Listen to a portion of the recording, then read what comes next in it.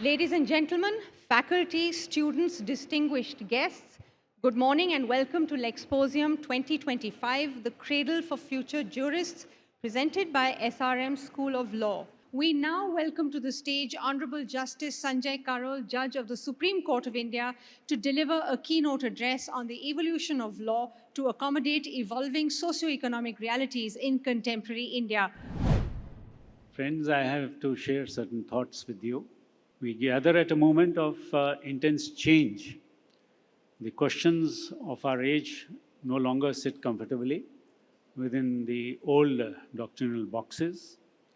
They lie at the intersection of law, technology, constitutional values, and ethics.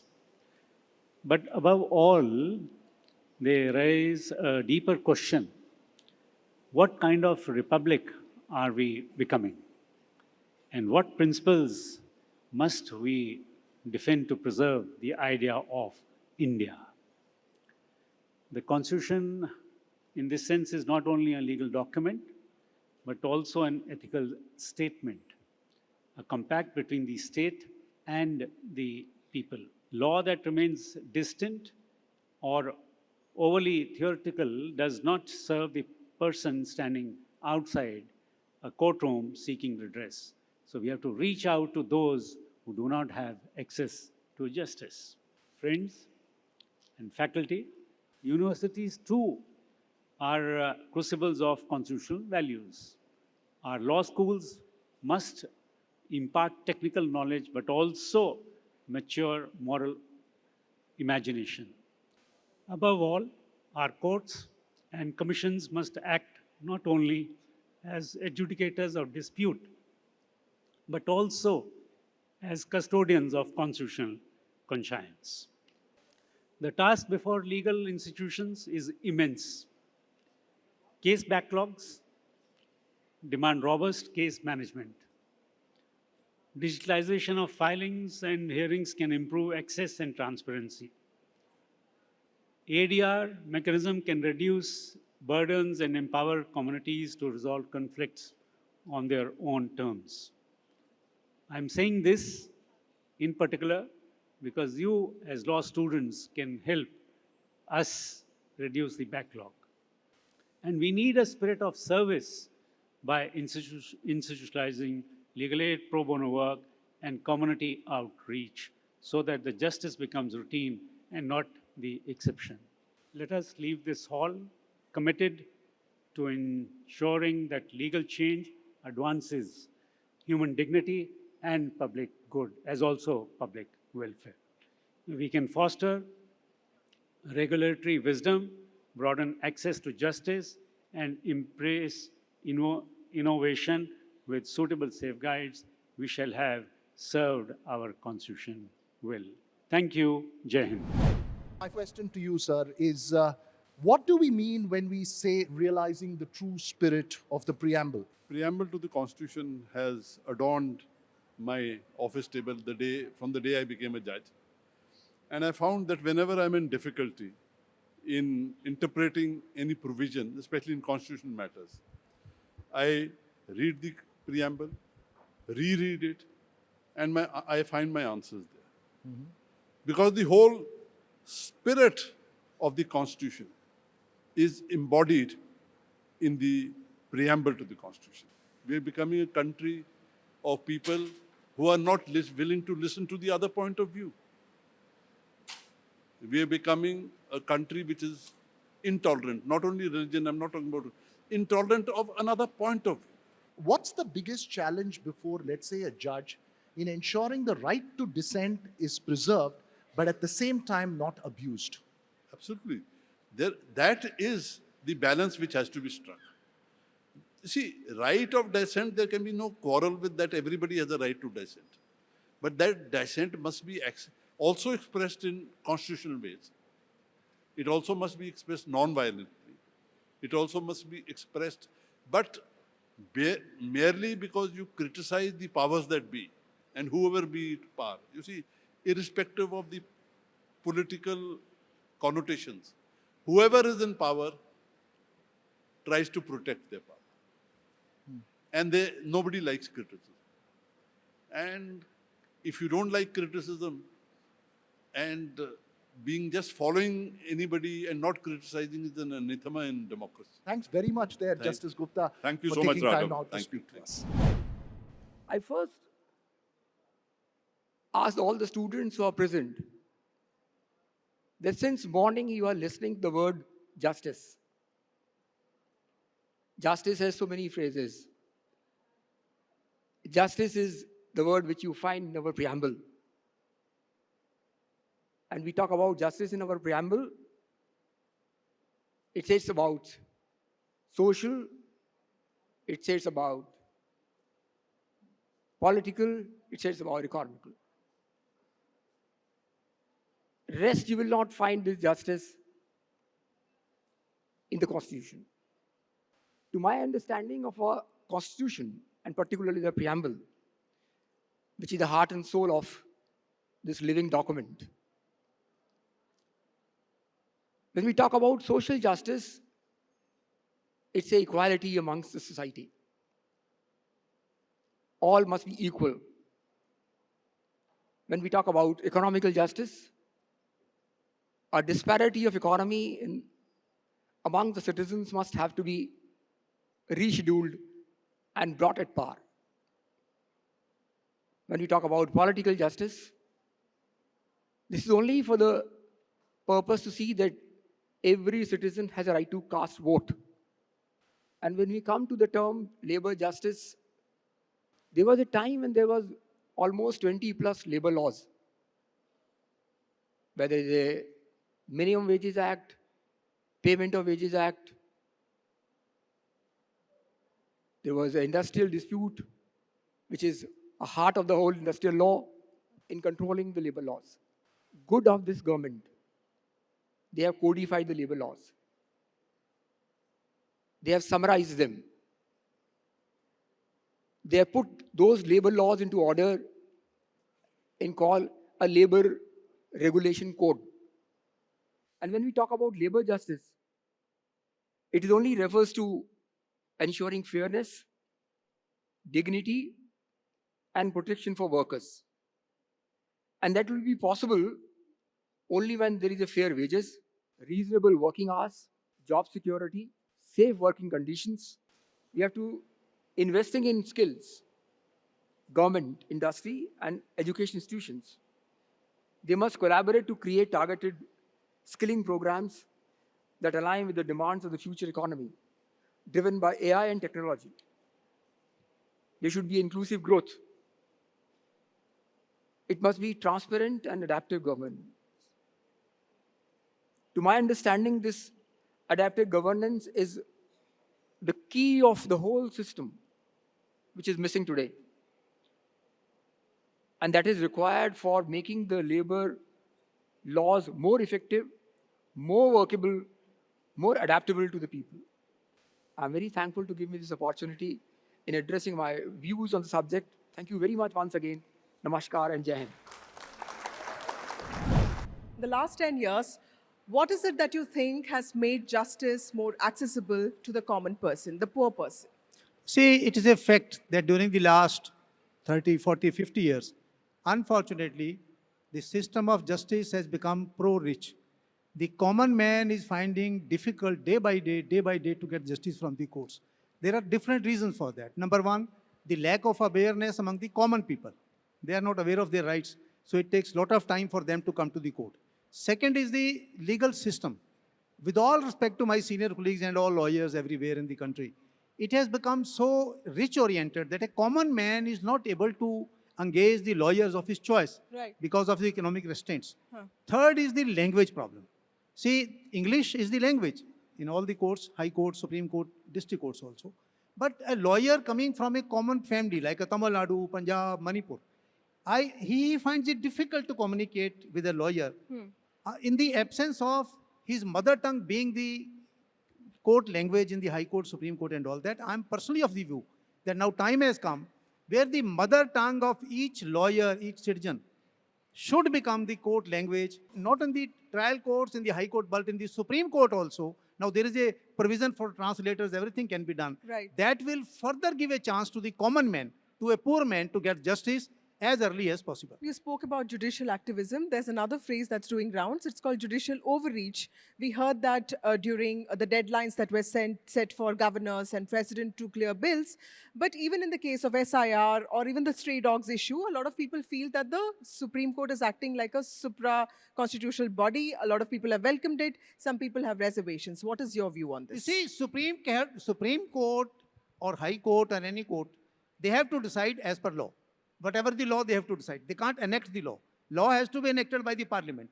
Now this Bihar electoral revision, Bihar, all those who are criticizing it, I will tell them, request them humbly, please read the Representation of People Act 1950 and the registration of electoral rules which were framed under that.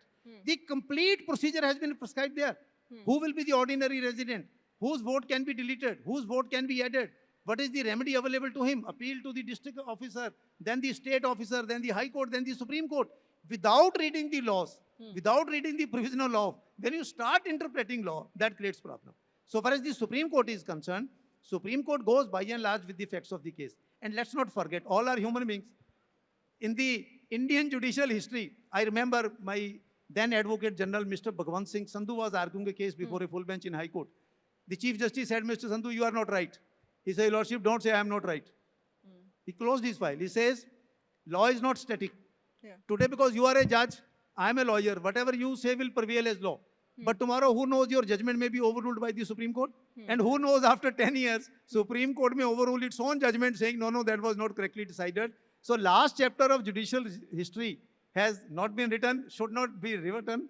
It should continue so that there is an evolution of law. Thank you, Mr. Jain. So justice is as much as in the law books as it is in lived experience. So building credibility and accessibility of our systems is very important. Thank you, Mr. Jain, Thank you. for speaking Thank you. to us. When we speak about constitutional morality, sir, in a sharply polarized political environment, has the definition of constitutional morality and the understanding and the debate around it become so politicized? You say tyranny of the majority. At least the majority in parliament turns around and says, look, this is a political allegation.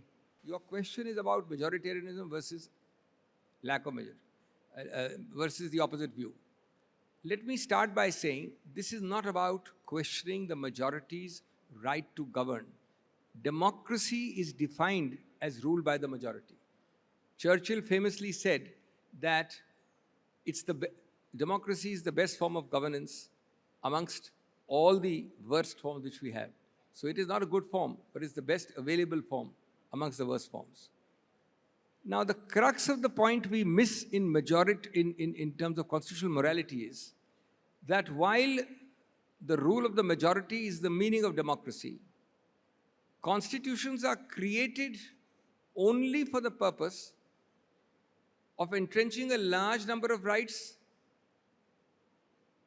untouchable by the majority. Why would you have a constitution if you had majority rule? The whole idea of a constitutional document is when it says part 3, fundamental right to free speech, fundamental right to trade, this, that, and the other, to life and liberty, to religious freedom. These are all anti-majoritarian rights. The very reason our founding fathers spent 3 years in creating them and entrenching them was to protect every citizen, whether or not he is part of the majority. Whether or not he is part of the majority. Otherwise, every one of these rights can be overridden because you have a majority. So therefore, they said first, some rights are necessarily anti-majoritarian. They need protection against majority will. Second, those can also be overridden, but by special majorities, 2/3. Third, there are some rights which even 100% of the legislators cannot change. Why do you have basic structure? I declare tomorrow that this shall not be a republic but a monarchy. I declare today that only blue-eyed babies shall have the vote.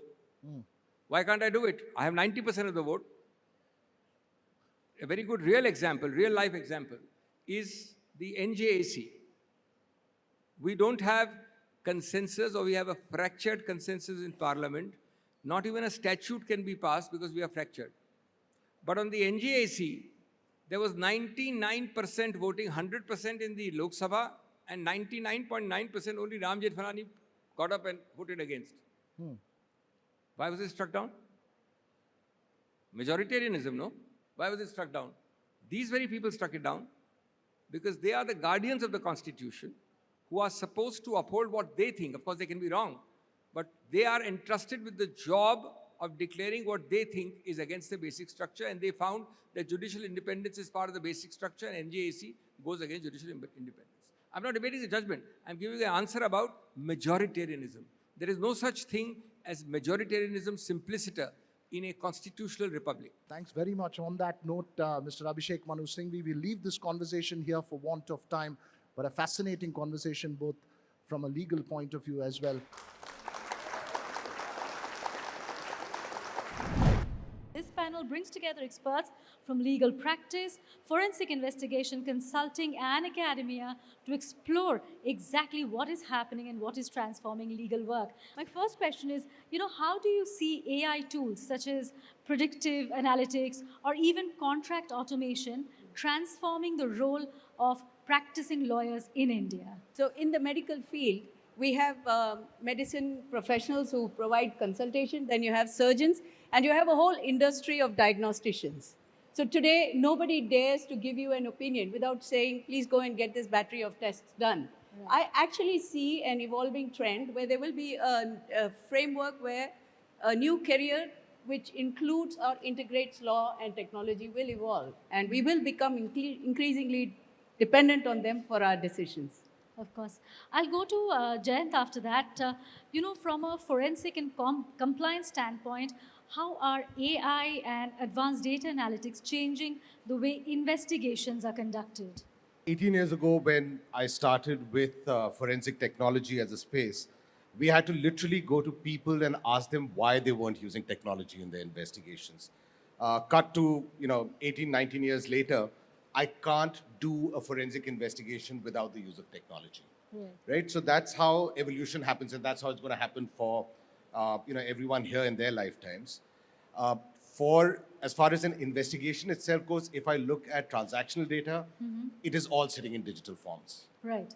If I look at the evidence trail that gets created through the discovery process, which is through emails or documents, that is largely sitting in digital formats. And of course, over the last couple of years, we've all tried out, tested out, moving away from traditional keyword-based reviews, which is what used to happen, to now using generative AI to be able to summarize a whole set of documents, things that could be done, or that would take us perhaps a year and a half to go through in a large matter, now can be done in a matter of 6 to 8 weeks. Professor Vinay, what has been the impact of Gen AI, specifically, say, tools like ChatGPT, DeepSeek, to students and the way they absorb curriculum, the way they absorb the classes, the courses that you have? The technology that we have right now, the AI platforms that we have, will add a lot of ease to the legal profession, because it can do a lot of things that essentially require, a sort of a researching type of a framework. So AI is quite capable of actually digesting a lot of data and putting it in a very cogent way. So therefore, it's quite simple to actually use an AI framework to actually understand the research of a case. And therefore, every lawyer will have to basically equip themselves with, with these new technologies, because it has a huge utility. I'll come to Arun Balaji. How in your work on, say, integrity and compliance, how do you see AI creating the biggest opportunities and risks for legal as well as the regulatory systems? So I think the opportunities part has been covered well. I will only add a couple of them which is not covered. People feel that this is going to take away jobs, but that's not the case, because these are going to create jobs, because this is doing what was never done before. Right. So often companies will have thousands of contracts, never read, never looked for obligations. So it's only creating jobs. So people should not have that fear that AI is going to take away jobs. So the opportunity itself is going to get created for more employment. Second opportunity is the speed at which we can do, like Jayant was mentioning on how you can sift documents, which was taken months, can be done in about weeks. And more importantly, like how Sapna is saying, also bring in predictive part of it to say how can you predict and reduce the focus in which otherwise we would have spent years together before we could go to a court or even go to an arbitration. So when all these opportunities are there, the risk is like how Cyril was mentioning a little while ago on bias. I call it, in our parlance, we call it as an operator bias, because the prompt I'm giving and what I'm asking is what it will give back. So typical word to look out is an operator bias. So the more I am biased into what I need to know, that's what it is Yes. going to tell me. Thank you very much to each one of you for taking the time out and joining us today. And for the students, as you heard, read, read, and read. On that note, thank you.